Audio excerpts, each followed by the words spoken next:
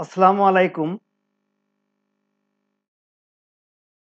বিজ্ঞান শাখার নবম দশম শ্রেণীর ছাত্রছাত্রীবৃন্দ, আশা করি তোমরা যার যার ঘরে সুস্থ ও সুন্দর আছো। আমি আসাদুজ্জামান, প্রভাষক রসায়ন বিজ্ঞান, Bamundi Nishipur school and college, Gangni Meherpur থেকে তোমাদের জানাই আমার শুভেচ্ছা ও ভালোবাসা। আজকের অনলাইন ক্লাসে আমরা জানার চেষ্টা করব নবম দশম শ্রেণীর রসায়ন বিজ্ঞান বইয়ের পঞ্চম অধ্যায় রাসায়নিক বন্ধন থেকে যৌগমূলক বা রেডিকেল সম্বন্ধে এবং তাদের যোজনী নিয়ে আলোচনা করার চেষ্টা করব।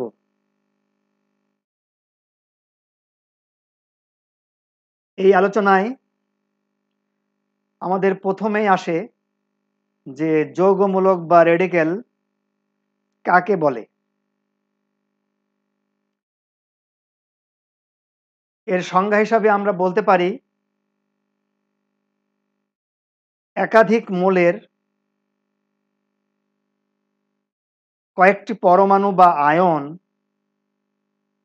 পরস্পরের সাথে মিলিত হয়ে ধনাত্মক বা ঋণাত্মক আধান বিশিষ্ট একটি পরমাণু গুচ্ছ বা গ্রুপ তৈরি করে এবং এটি একটি মৌলের পরমাণু বা আয়নের ন্যায় আচরণ করে। এই ধরনের গ্রুপ বা পরমাণু গুচ্ছকে যৌগমূলক বা রেডিক্যাল বলা হয়। সংজ্ঞাটি যদি আমরা আরেকটু ভিন্নভাবে দেওয়ার চেষ্টা করি তাহলে আমরা বলতে পারি যে দুই বা ততোধিক মৌলের একাধিক পরমাণু একত্রে সংযুক্ত হয়ে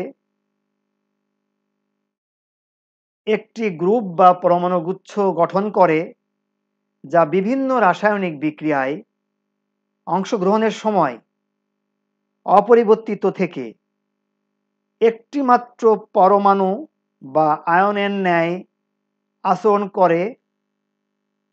তাহলে ওই গ্রুপ বা পরমাণু গুচ্ছটিকে আমরা যৌগমূলক বা রেডিক্যাল বলে থাকি। যেমন অ্যামোনিয়াম একটি যৌগমূলক। অ্যামোনিয়াম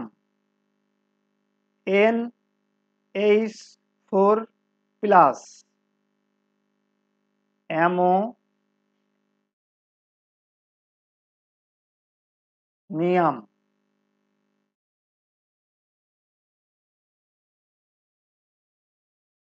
এটি বিভিন্ন বিক্রিয়ায় অপরিবর্তিত থাকে। যেমন উদাহরণ হিসাবে আমরা দেখতে পারি যে অ্যামোনিয়াম ক্লোরাইড এটি একটি অ্যামোনিয়াম মূলক সমৃদ্ধ যৌগ। এর সঙ্গে যদি আমরা সিলভার নাইট্রেটের বিক্রিয়া ঘটাই তাহলে উৎপন্ন হবে অ্যামোনিয়াম নাইট্রেট এবং সিলভার ক্লোরাইড।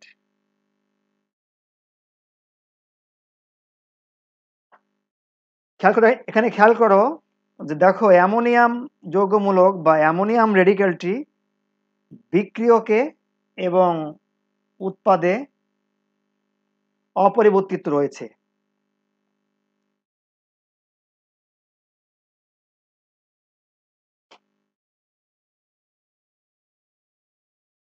এই যৌগমূলক বা রেডিক্যালগুলির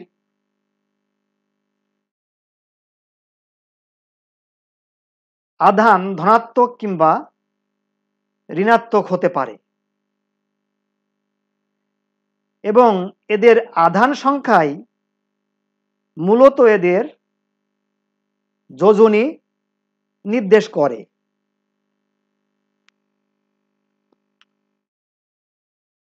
আমরা জানি আধান বা চার্জ ধনাত্মক বা ঋণাত্মক হতে পারে, কিন্তু যোজনী শুধুমাত্র একটি সংখ্যা, এর কোনো ধনাত্মক বা ঋণাত্মকতা নেই। যেমন এই অ্যামোনিয়াম মূলকের ক্ষেত্রেই আমরা দেখি যে একটি নাইট্রোজেন পরমাণুর সাথে 3টি হাইড্রোজেন পরমাণু মিলে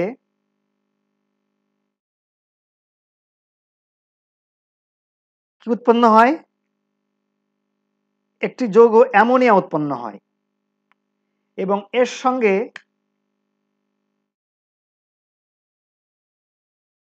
সমযোজী বন্ধনের মাধ্যমে একটি হাইড্রোজেন আয়ন যুক্ত হয়ে টোটালি NH4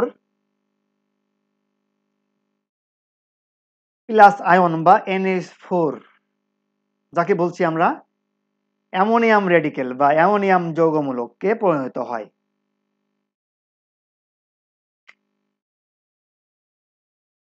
এখানে আমি একটু বলে রাখি বন্ধুরা যে তোমরা দেখতেই পাচ্ছ যে এখানে নাইট্রোজেন তার 3 যোজনী দিয়ে বা 3টি হাত দিয়ে একযোজী হাইড্রোজেনকে সমযোজী বন্ধনের মাধ্যমে সমযোজী বন্ধনের মাধ্যমে ইলেকট্রন ভাগাভাগি বা শেয়ারের মাধ্যমে 3টি সমযোজী বন্ধনের মাধ্যমে 3টি হাইড্রোজেনের সঙ্গে যুক্ত হয়েছে। এবং এরপরেও যদি আমরা দেখি নাইট্রোজেন পরমাণুর যদি ইলেকট্রন বিন্যাস দেখি, নাইট্রোজেন কত 7, 1s2 2s2 2p3, আমরা যদি হুন্ডার নিয়মে ভাঙি 1s2 2s2 2px1 2py1 2pz1,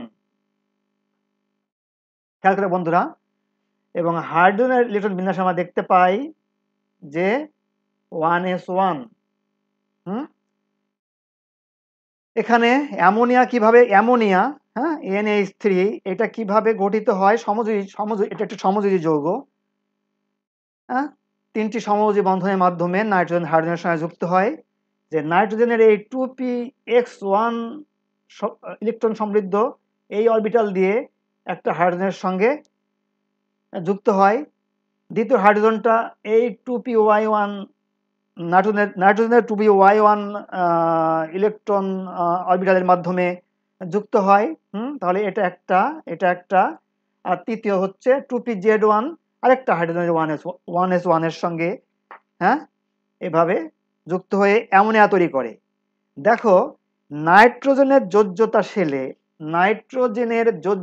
shell সর্ববহিস্থ শক্তি স্তর কি? 2s2 2p3 2s2 2px1 2py1 2pz1। দেখো এই অযুগ্ম ইলেকট্রন যৌন হিসাবে ব্যবহৃত হলেও দেখো তার সর্ববহিস্থ শক্তি স্তর বা যোজ্যতা স্তরে আরো 2টি যুগ্ম যোজ্যতা ইলেকট্রন রয়ে গেছে। যখন নাইট্রোজেন এরকম H+ আয়নকে বিক্রিয়ার পরিবেশে পায়, দেখো H+ আয়ন সেটা আবার কি? হাইড্রোজেন 1 তার একটা ইলেকট্রন যদি সে কাউকে দিয়ে দেয় তাহলে সে H+ আয়নে পরিণত হয়। অর্থাৎ হাইড্রোজেন একটা ইলেকট্রন ত্যাগ করে এভাবে H+ আয়নে পরিণত হয়। তো সেই H প্লাস আয়নের তাহলে অ্যাকচুয়ালি কোনো ইলেকট্রন থাকে না, কিন্তু কিন্তু নাইট্রোজেনে দেখো এখানে তার যোজ্যতা শেলে দুইটা মুক্ত জোড় ইলেকট্রন থাকে, আমরা যেটাকে বলি লোন পেয়ার ইলেকট্রন বা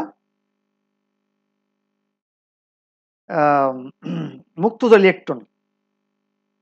আচ্ছা, তো এরকম ভাবে নাইট্রোজেন এরকম ইলেকট্রন বিহীন কোনো পরমাণু বা আয়নকে পেলে তখন সে তার সঙ্গে বিক্রিয়া করতে চায়। এভাবে নাইট্রোজেন তার দুইটা ইলেকট্রনই শেয়ার করে বা ভাগাভাগি করে কার সঙ্গে?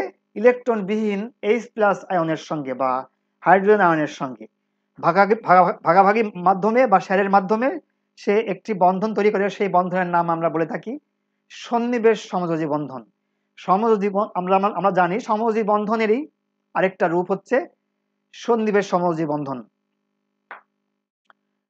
তফাৎটা হচ্ছে যে সমযোজী বন্ধনে দুইটা পরমাণুই একটা একটা করে ইলেকট্রন শেয়ার করে, আর সন্নিবেশ সমযোজী বন্ধনে দুইটা ইলেকট্রনই বন্ধন তৈরির জন্য যে দুইটা ইলেকট্রন লাগে সেই দুইটা ইলেকট্রনই যে কোনো একটা পরমাণু দেয় আর একটা পরমাণু শুধু নেয়।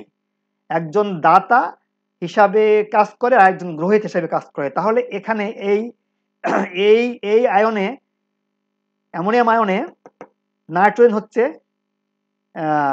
দাতা পরমাণু এবং H প্লাস হচ্ছে গ্রহীতা পরমাণু বা আয়ন। আচ্ছা, এভাবে NH4 প্লাস বা অ্যামোনিয়াম আয়ন বা অ্যামোনিয়াম যৌগমূলক বা অ্যামোনিয়াম মূলক তৈরি হয়। আচ্ছা, এইসব ব্যাপার নিয়ে আমরা পরবর্তীতে আরো বিস্তারিত পড়ব এবং এইচএসসি লেভেলেও আমরা পড়ব গিয়ে আরো ব্যাপকভাবে। আচ্ছা, এখানে তাহলে কি আমরা বলে রাখি কি তাহলে যে এভাবে অ্যামোনিয়াম যৌগমূলকে বা অ্যামোনিয়াম আয়নে একটি নাইট্রোজেন পরমাণুর সাথে তিনটি হাইড্রোজেন পরমাণু ও একটি H প্লাস আয়ন যুক্ত হয়ে কি NH4 প্লাস আয়ন নামক যৌগমূলকের সৃষ্টি হয়েছে।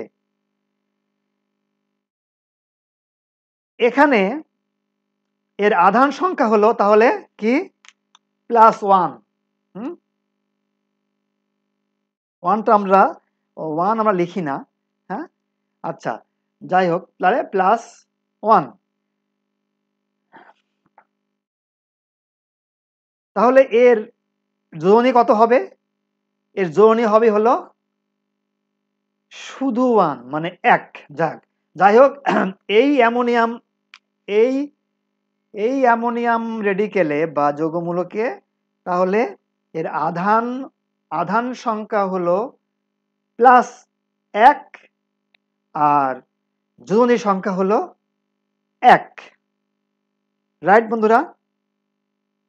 আচ্ছা, এবার আমরা দেখব আমাদের বইয়ে একটা চার্ট আছে, বেশ কয়েকটি যৌগমূলকের নাম, সংকেত, তার আধান এবং যোজনী সংখ্যা দেওয়া আছে। সেগুলা আমরা একটু খেয়াল করার চেষ্টা করব। দেখো, সরি, এখানে প্রথমে আছে তাহলে অ্যামোনিয়াম, যেটা আমরা আগেই বলেছি যে কি NH4 প্লাস, হ্যাঁ, অ্যামোনিয়াম আয়ন। এর নাম কি? অ্যামোনিয়াম।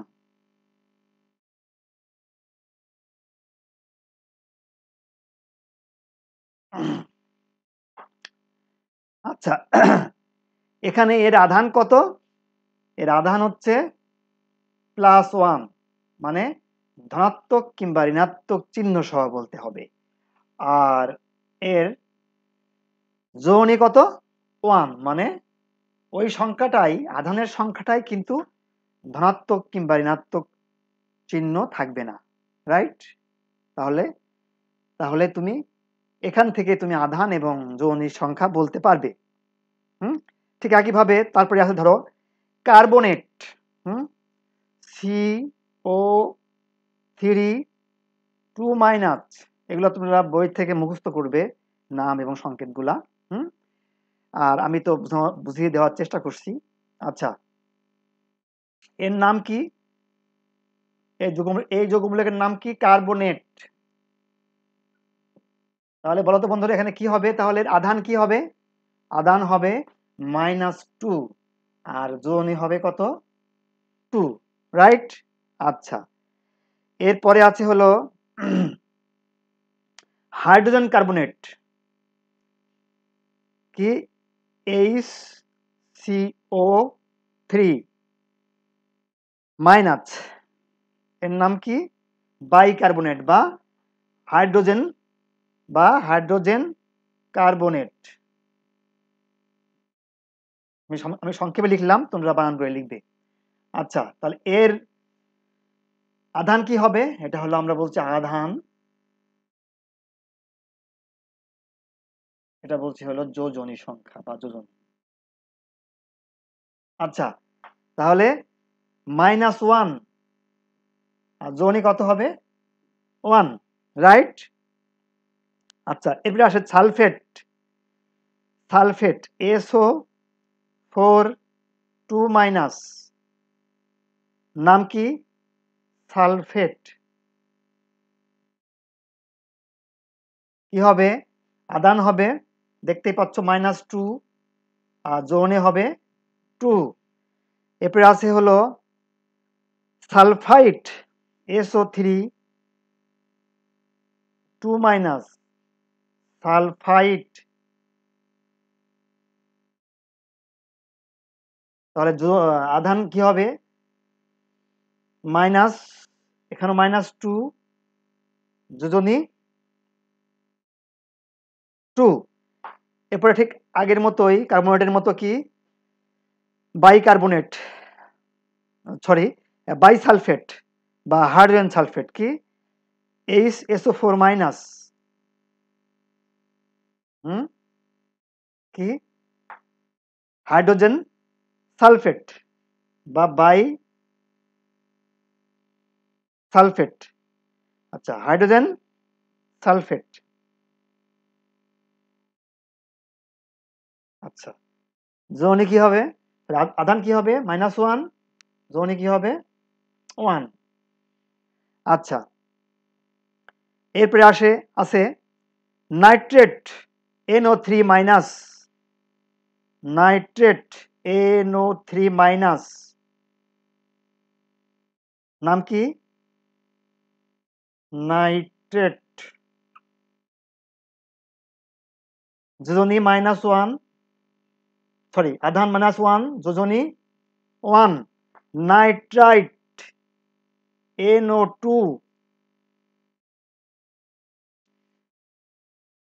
মাইনাস। একই রকম, নামটা শুদ্ধ হবে অন্যরকম, কি? নাইট্রাইট।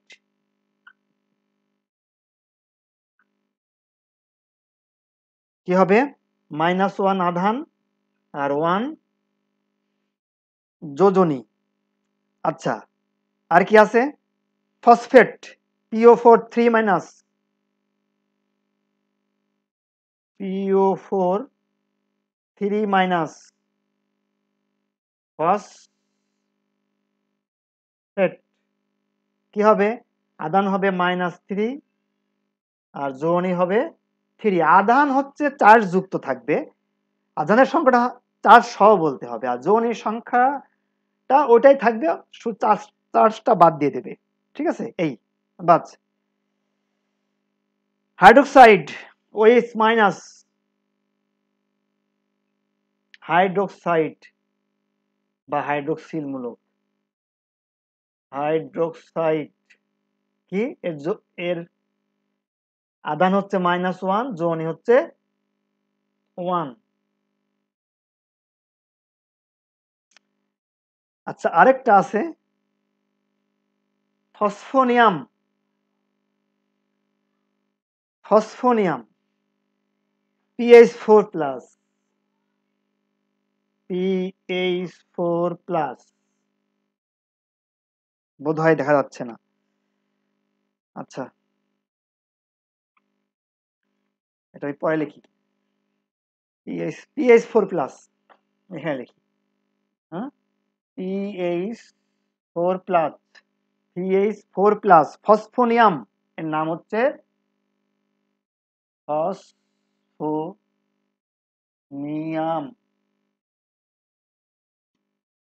ফসফোনিয়াম এর আধান হচ্ছে কি হবে, +1, আর যৌগিক হবে 1, রাইট? আচ্ছা, এগুলো মোটামুটি আমাদের মনে রাখতে হবে, নাম সহ সংকেত সহ মুখস্থ রাখতে হবে। এবং এর আধান কত, যৌগিক কত আমি বললাম, এই তো সহজ। হ্যাঁ, আধান হলো চার্জ সহ সংখ্যাটা, আর যৌগিক হচ্ছে চার্জবিহীন সংখ্যাটা। আচ্ছা, এই ধরনের যৌগমূলকের এখানে আমি আরেকটু বলে রাখি। আচ্ছা, যে যে দেখো, অ্যামোনিয়াম এবং ফসফোনিয়াম, খেয়াল করো, অ্যামোনিয়াম এবং ফসফোনিয়াম, আমি যতগুলা রেডিকেল বা যৌগমূলক লিখেছি তার ভিতরে এই দুটাই শুধু ধনাত্মক আধানযুক্ত, আর বাকি সবই কিন্তু ঋণাত্মক আধানযুক্ত। হ্যাঁ, আচ্ছা, এখানে আমি একটু উল্লেখ করি যে এই ধনাত্মক আধানযুক্ত মূলকগুলা বা মূলক সমূহ ধাতুর ন্যায় আচরণ করে, এজন্য এগুলা ধনাত্মক যৌগমূলক। এবং ঋণাত্মক যৌগমূলকগুলা অধাতুর ন্যায় আচরণ করে, রাইট? আচ্ছা, এবার আসি আমরা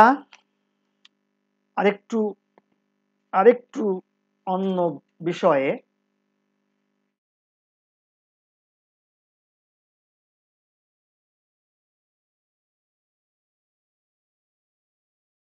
হ্যাঁ, যে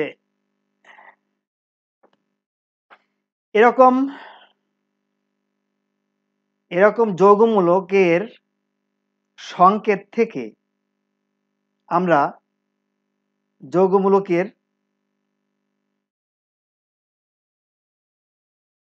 যৌগমূলকের আধান সংখ্যা বের করতে পারি কিভাবে? যেমন ধরো তুমি অ্যামোনিয়াম, NH4+। আচ্ছা, তাহলে এই যে আমি এখানে চার্জ একটা, হ্যাঁ, এবং ধনাত্মক চার্জ, এটা কিভাবে হলো, কিভাবে আসে, সেটা বোঝার একটা সাধারণ নিয়ম। সেটা কি, যে জারণ সংখ্যা দিয়ে আমরা এটা বুঝতে পারি। জারণ সংখ্যা নিয়ে আমরা হয়তো এর আগে পড়েছি, কিংবা না পড়লে এর পরে পড়বো। আচ্ছা, তো তাহলে জারণ সংখ্যা দিয়ে আমরা বের করতে পারি যে এই যৌগমূলকে এই যে একটা প্লাস কিভাবে আসলো। হ্যাঁ, সেটা কিভাবে, দেখো যে অ্যামোনিয়ামে কি হয়, তোমার নাইট্রোজেনের জারণ সংখ্যা হচ্ছে -3। আর আমরা জানি, এগুলো আমরা সব জারণ সংখ্যা যখন পড়বো তখন আমরা দেখবো জারণ সংখ্যা আমাদের মুখস্থই করতে হবে আর কি। আমাদের আমরা জানতে পারবো যে কার জারণ সংখ্যা কত। আচ্ছা, জারণ সংখ্যা যৌগনি প্রায় একই জিনিস, শুধু জারণ সংখ্যার হচ্ছে ওই একই রকম, যে জারণ সংখ্যার ধনাত্মক এবং ঋণাত্মক চার্জ উল্লেখ করতে হয়, আর যৌগনির কোনো ধনাত্মক ঋণাত্মক চার্জ উল্লেখ করতে হয় না। হ্যাঁ, আচ্ছা, তাহলে নাইট্রোজেনের জারণ সংখ্যা হলো -3 এখানে, আর হাইড্রোজেনের জারণ সংখ্যা হচ্ছে আমরা জানি হলো +1। তাহলে এখানে দেখো, এখানে হাইড্রোজেন আছে হলো 4টা, তাহলে 4 একে +4। দেখো, তাহলে এখন যদি আমি এই +4 থেকে -3, হ্যাঁ, যোগ বিয়োগ করি, তাহলে কি হবে, ইকুয়াল টু +1, রাইট? +1। এভাবে আমরা বের করতে পারি যে যৌগমূলকের সংকেতের যে চার্জটা সেটা কিভাবে আসছে। আমরা আরো আরো কয়েকটা দেখার চেষ্টা করি, যেমন ফসফোনিয়াম, হ্যাঁ, যেমন PH4 প্লাস, তাই না? তো এখানে একইভাবে দেখো, একইভাবে ধরো, তাহলে ফসফরাসের এখানে জারণ সংখ্যা হলো, হ্যাঁ, -3, হাইড্রোজেনের একইভাবে তাহলে কি +1 × 4 = +4, তাহলে কি হবে, তাহলে এর চার্জ কেমন হবে, যে +4 -3 = কত, +1, রাইট?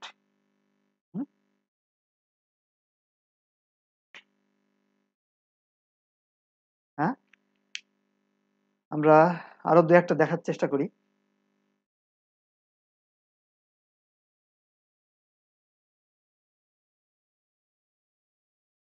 আচ্ছা, যেমন ধরো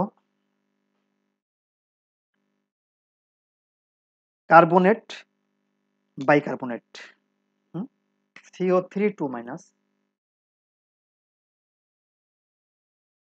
এর চার্জ -2 কিভাবে হলো? দেখো, এখানে কার্বনের জারণ সংখ্যা হলো 4, আর অক্সিজেন জারণ সংখ্যা আমরা জানি -2। অক্সিজেন পরমাণু এখানে আছে কয়টা, 3টা, হ্যাঁ, তাহলে =-6, তাহলে -6 + 4 কত হবে, -2, রাইট? আচ্ছা, বাইকার্বনেটে কি হবে, HCO3-, তাহলে এখানে কি হবে দেখো, এখানে আমরা জানি হাইড্রোজেনের হলো +1, কার্বনের হলো 4, আর অক্সিজেনের হলো, তাহলে অক্সিজেনের হলো তোমার কত, -2 × 3 =-6। তাহলে দেখো, আমি যদি এই দুইটা যোগ করি, মানে +1 + 4 = 5, তাহলে দেখো -6 আর +5 =-1, রাইট? হুম, ঠিক আছে। আচ্ছা, তারপর ধরো, তারপরে কি আছে, আমরা সালফেটে আসি, হ্যাঁ, সালফেট, সালফাইড, বাইসালফেট।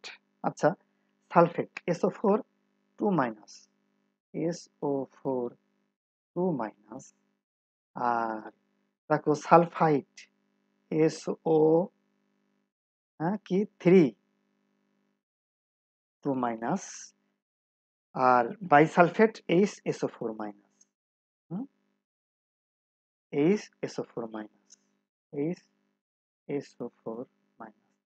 এখানে একটা এখানে আমি একটা কথা বলে রাখি, দেখো, সালফেট আর সালফাইড, যখন অক্সিজেনের পরমাণুর সংখ্যা বেশি থাকবে, এখানে 4টা আছে, তখন এর উচ্চারণ দেখো, যৌনি কিন্তু মানে আধান কিন্তু একই, হুম, শুধু অক্সিজেনের পার্থক্য দেখো, এখানে অক্সিজেনের 4টা মানে বেশি, আর এখানে অক্সিজেন 3টা কম, সালফারও কিন্তু একই। আচ্ছা, তো তোমরা এটা একটু খেয়াল রাখার জন্য এটা মাথায় রাখবে যে অক্সিজেন যখন বেশি থাকবে তখন বলবো এট সালফেট, হ্যাঁ, অক্সিজেন যখন কম থাকবে তখন বলবো ইট সালফাইট, রাইট? আচ্ছা, আর এটা তো হাইড্রোজেন থাকাতে হাইড্রোজেন সালফেট বা বাইসালফেট। আচ্ছা, এখন আমরা দেখলাম কি, যে এখানে তাহলে দেখো, এখানে তাহলে সালফারের আবার আমরা জানি, গত ক্লাসে আমরা শিখেছি যে সালফারের পরিবর্তনশীল পরিবর্তনশীল যোনি রয়েছে, কি 2 4 6, সরি। তো দেখো, এখানে এই আয়নে সালফার সর্বোচ্চ যোজনী, মানে হুম, সর্বোচ্চ 6 ব্যবহার করবে। আচ্ছা, অক্সিজেন তাহলে কি হবে, তাহলে অক্সিজেন কি হবে, অক্সিজেন হবে হলো -2 × 4, 4টা পরমাণু, 4 দুগুণে -8, তাহলে কি হবে, হুম, -8 প্লাস 6 মাইনাস 8 প্লাস 6 সমান মাইনাস 2। Good, right.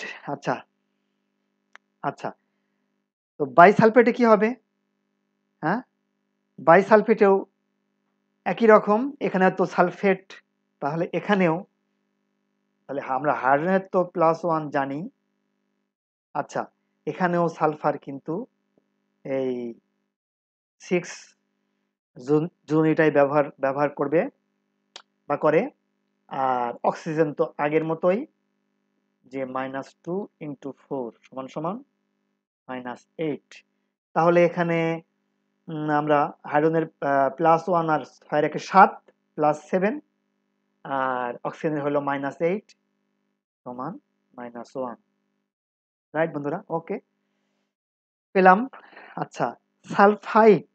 হ্যাঁ, সালফাইট দেখো এখানে, এখানে যেহেতু ওই যে এটে বেশি অক্সিজেন, ইটে কম অক্সিজেন, ঠিক একইভাবে এটে সর্বোচ্চ যোজনী আর ইটে কম যোজনী। এখানে এখানে সালফার সাল এখানে সালফার তার 4 যোজনী ব্যবহার করবে। আচ্ছা, আর অক্সিজেন আগের মতোই কি -2, কয়টা আছে? 3টা, 3 দুগুণী -6। তাহলে কি হবে? হ্যাঁ, তাহলে কি হবে? -6 + 4 = -2। ওকে, হুম, আচ্ছা হলো। সাল sulphate, sulphite, hydrogen sulphate, nitrate, nitrite, এটা আমরা একটু দেখি। নাইট্রেট, নাইট্রাইট, দেখো নাইট্রেট NO3-, নাইট্রাইট NO2-। হ্যাঁ, তাহলে কি হবে? দেখো, তাহলে আগের মতোই দেখো, এই যে নাইট্রেট আর নাইট্রাইট আমি লিখে দিই, আগে তো লিখেছি বোধহয়। আচ্ছা, নাইট্রেট, নাইট্রাইট, হ্যাঁ, এখানে বেশি এখানে এই মূলকে অক্সিজেনের সংখ্যা বেশি 3টা, এই মূলকে অক্সিজেনের সংখ্যা কম 2টা। হ্যাঁ, আর সব একই একই থাকাতে শুধুমাত্র অক্সিজেনের সংখ্যার কারণে এটা হচ্ছে এট মূলক আর এটা হচ্ছে ইট মূলক। হ্যাঁ, আচ্ছা, এভাবে আমরা চেনার চেষ্টা করব। তো এখানে আমরা এর চার্জ যে -1 সেটা কিভাবে বের করব? তো আগের মতোই কি হবে? দেখো যে এখানে নাইট্রোজেনের, দেখো 8, নাইট্রোজেনের যাওয়ার সংখ্যা কিন্তু 3 এবং 5। তো এখানে যেহেতু এটা হলো 8, তাহলে এখানে সে সর্বোচ্চ যোজনী, সর্বোচ্চ জারণ সংখ্যা ব্যবহার করবে। আর অক্সিজেন তো একই রকম, কি -2 × কয়টা আছে? 3টা, 3 দুগুণে -6। তাহলে কি হবে? তাহলে -6 + 5 সমান -1। ওকে, নাইট্রাইটে কি হবে বলো তো বন্ধুরা? একই রকম, এখানে নাইট্রোজেন কত যোজনী ব্যবহার করবে? নাইট নাইট্রাইট তাহলে তার কম কম যোজনী ব্যবহার করবে, কত? 3। তাহলে নাইট্রোজেনের জারণ সংখ্যা 3, আর অক্সিজেন তো আগের মতোই, কি -2 × অক্সিজেনের পরমাণুর সংখ্যা কয়টা? 2টা, 2 দুগুণে -4। তাহলে এর আধান সংখ্যা কত হবে? তাহলে -4 + 3 = -1। বোঝা গেছে বন্ধুরা?